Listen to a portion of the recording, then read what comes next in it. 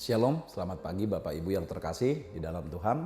Sebelum kita memulai aktivitas kita hari ini, mari kita mendengarkan firman Tuhan yang menjadi renungan, sekaligus menjadi sumber motivasi dan inspirasi bagi kita.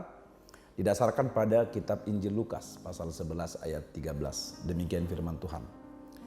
Jadi jika kamu yang jahat tahu memberi pemberian yang baik kepada anak-anakmu, apalagi Bapamu yang di sorga, Ia akan memberikan Roh Kudus kepada mereka yang meminta kepadanya. Demikian firman Tuhan. Saudara-saudara di dalam Tuhan, adakah kita orang tua, baik sebagai bapak maupun sebagai ibu, yang tidak ingin atau tidak mau memberikan sesuatu yang baik kepada anak-anak kita? Saya pikir tidak.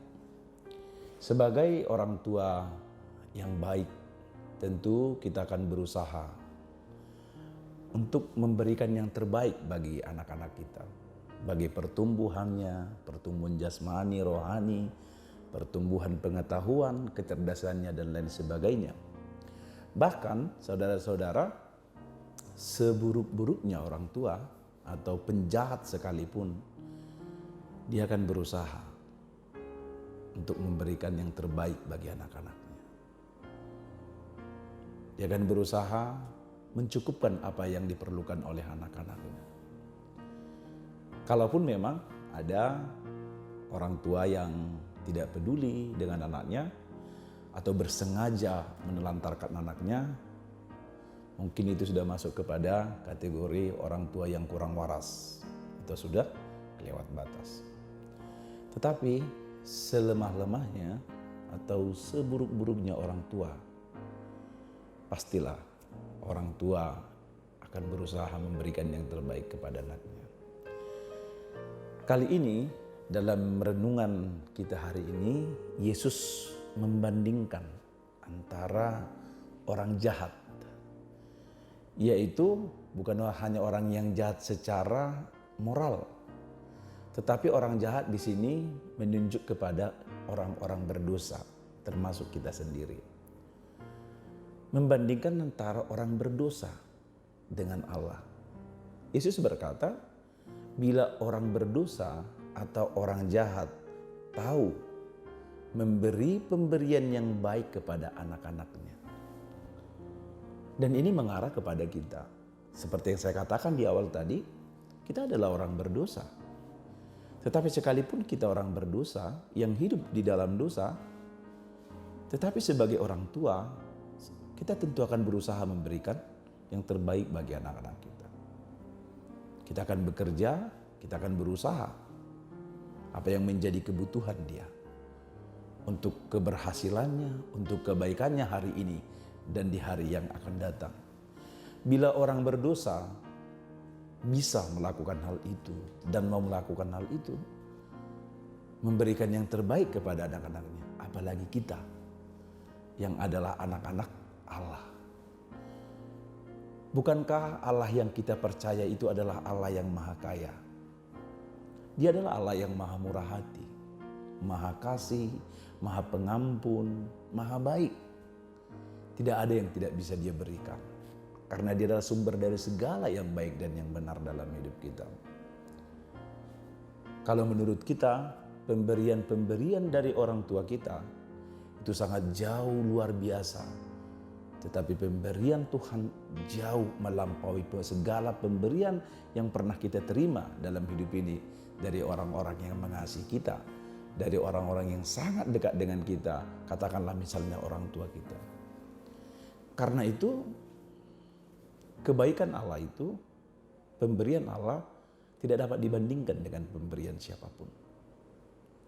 Karena yang diberikan Allah jauh melampaui dari pemberian-pemberian manusia, termasuk pemberian orang tua kita kepada kita, atau pemberian kita sebagai orang tua kepada anak-anak kita. Yesus menempatkan, Yesus memposisikan kita sebagai anak-anak Allah dan Allah sebagai Bapa kita. Maka apapun akan dilakukan oleh Bapa untuk kebaikan anak-anaknya. Itu sebabnya Yesus berkata, apalagi Bapamu yang di surga, Ia akan memberikan rohnya kepadamu. Artinya apa? Tuhan bukan hanya memberikan berkat-Nya, memberikan makanan, minuman, kesehatan, bukan hanya itu. Dirinya sendiri Dia berikan, Roh-Nya. Roh Kudus itu adalah Roh Allah. Diri Allah sendiri. Dan itu yang Dia curahkan. Dan itu yang Dia berikan kepada kita anak-anak-Nya. Maka saudara-saudara di dalam Tuhan, apakah yang kita khawatirkan dalam hidup ini? Bila Tuhan Bapa kita yang di sorga itu mau memberikan Roh-Nya, dirinya sendiri kepada kita anak-anaknya. Bukankah itu jauh lebih istimewa? Bukankah itu jauh lebih mahal dan lebih berarti daripada yang lain? Daripada yang lain yang kita butuhkan. Tentulah Roh Kudus itulah sesuatu yang tidak ternilai, yang tidak dapat kita peroleh dengan cara apapun, kecuali Allah yang memberikannya sebagai anugerah dan karunia kepada kita. Karena itu, mintalah segala sesuatu kepada Tuhan. Segala sesuatu yang kita butuhkan dalam hidup ini. Tetapi terutama, mintalah Roh-Nya kepada kita. Agar Tuhan mencurahkan Roh-Nya, karena Roh Tuhan itulah yang berkuasa untuk menuntun, menjaga, memelihara, menguatkan kita menjalani hari-hari di hidup kita di dunia ini. Bukankah hari-hari kehidupan kita semakin sulit? Di tengah-tengah tantangan yang begitu banyak. Di tengah-tengah pergumulan, persoalan, baik di tengah-tengah keluarga, persoalan pribadi, persoalan pekerjaan, dan juga perubahan-perubahan yang terjadi di tengah-tengah dunia ini. Bukankah tantangan kehidupan kita hari-hari ini semakin sulit dan susah? Karena itu mintalah Roh Tuhan untuk selalu menyertai, meneguhkan dan menguatkan kita. Sehingga kita tidak jatuh, apalagi tidak putus asa. Tetapi tetap tegak dan tegar berdiri, berjalan sampai akhirnya kita menjadi pemenang. Karena Roh Tuhan telah dicurahkan kepada kita. Amin. Kita berdoa. Segala puji dan syukur kami naikkan kehadirat-Mu ya Allah Bapa di surga untuk cinta kasih Tuhan bagi hidup kami. Terima kasih untuk firman Tuhan yang Tuhan telah berikan, curahkan bagi kami melalui hamba-Mu yang telah mendaburkan firman Tuhan.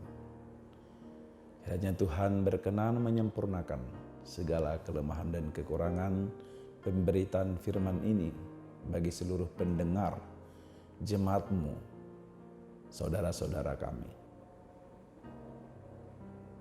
Biarlah kiranya dengan firman Tuhan yang sudah kami dengarkan ini semakin meneguhkan kami, menyadarkan kami betapa kami adalah orang yang paling berbahagia. Karena kami adalah anak-anak Allah. Kami memiliki Bapa yang sanggup memberikan segala sesuatu yang kami butuhkan, bahkan lebih dari itu. Memberikan Roh-Nya bagi kami, agar kami hidup, bahkan bukan sekedar hidup, tetapi memiliki hidup yang bermakna. Di tengah-tengah berbagai pergumulan dan persoalan ke dalam kehidupan kami. Roh-Mu yang kami minta dan yang Tuhan telah curahkan bagi kami, itulah senantiasa kiranya menjaga, menuntun, meneguhkan dan menguatkan kami. Sebab kami tahu kami adalah orang-orang yang lemah, yang ringkih dan rapuh. Tetapi oleh Roh-Mu kami dikuatkan dan dimampukan menjalani seluruh kehidupan kami, terlebih menghasilkan buah-buah yang baik di tengah-tengah hidup ini. Berkati Tuhan seluruh jemaat-Mu di HKBP Limo ini, juga saudara-saudara kami yang mendengarkan renungan ini. Kasih setia Tuhan kiranya terus menyertai dan memberkati.